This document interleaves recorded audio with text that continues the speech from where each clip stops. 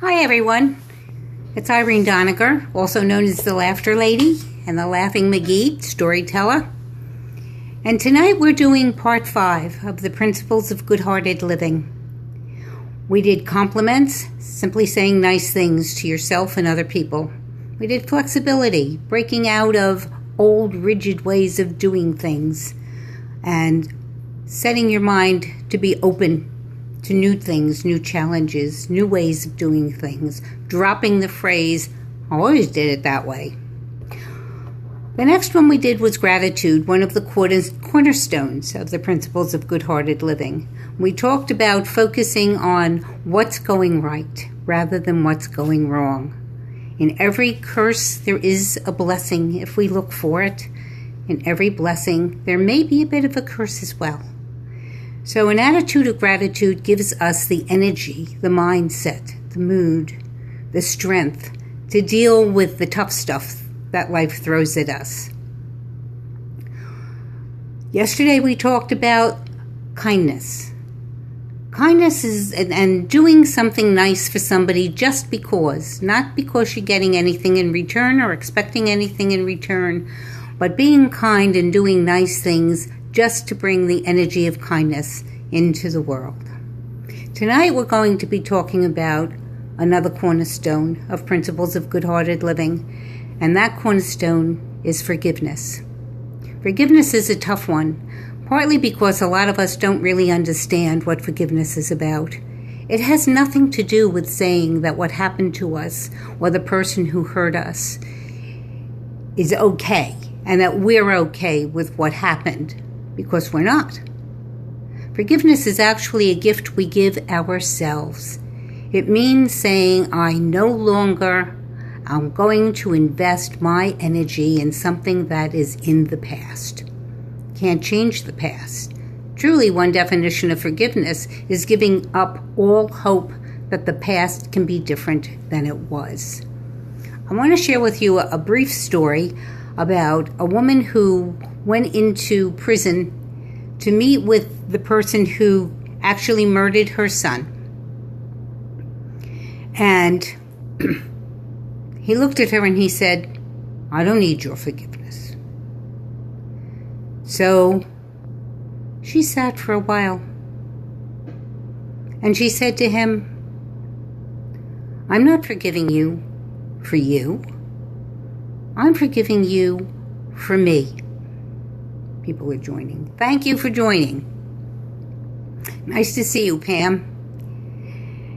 She said that she was forgiving him for herself. It took too much energy to hang on to resentment and anger and be mad at him. It was coloring and ruining her entire life. Yes, and Steve too. So forgiveness is not about the other person or the thing that happened. Forgiveness is a gift we give ourselves, saying the past can't be changed, I'm moving on. Does it happen at the snap of a finger? No, it doesn't. It's a process. We have a right to our immediate anger or upsetness depending on what happened. And what we do with that then is up to us. Do we continue to drink the resentment, the poison? Remember that resentment is the poison I drink, hoping that you will die. And while you are ruining your own life, the person who you are resenting or angry at, for all we know, they could be out dancing, having a really good time. We don't know about that. We don't know about that. So staying angry ruins us. So since I was so quick in going past through all of that, I want to tell you that when I talk about forgiveness in a program, I have these which I give to everybody present. What are they?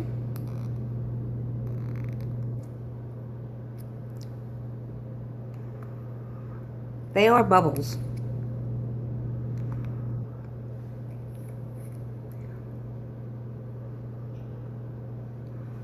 Why bubbles for forgiveness? Because when you release the tons of energy weight, negative energy weight on you. With forgiveness, you become light like a bubble and you float. Some say angels float because they take themselves lightly. I tend to be a rather serious person, though I'm getting much better at it. So, I'm wondering if anybody has any comments, anything they would like to ask or say about forgiveness, or about going through to sum up. We've done compliments, we've done flexibility, gratitude, kindness, and now forgiveness. Tomorrow we're going to talk about chocolate, sweetness, fun. And how do we put that in our lives no matter what is going on in our lives? So this has been a very short Periscope. Someone is asking, if I forgive, do I have to forget? No, you don't. But what you do is you neutralize the energy that goes into the remembering. It's very hard to forget some things that happen in our lives. So, absolutely, we don't have to forget.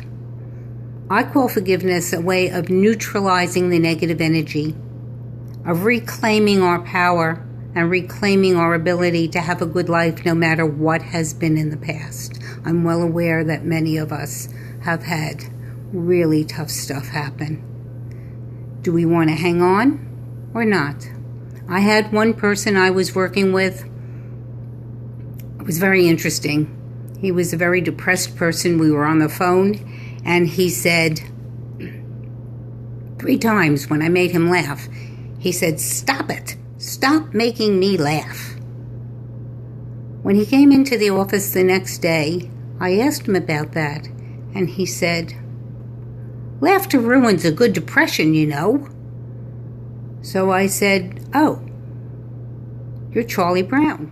And I walked that depressed walk that Charlie Brown walks, and then lifted my head and said, "Yes, lifting up my head and smiling ruins a good depression." And he began to laugh again. It turned the whole direction of his therapy around from just the anger to why he didn't want to let it go. And that's a question to ask yourself as well when you're hanging on to resentments and anger. What's the benefit to you in hanging on to them?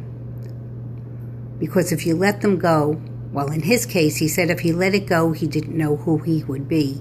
He had had it most of his life. So he decided to take a chance on beginning to release some of it, knowing that there would still be good days and bad days. No rainbows without the rain, you know. So that's what I'd like you to think about.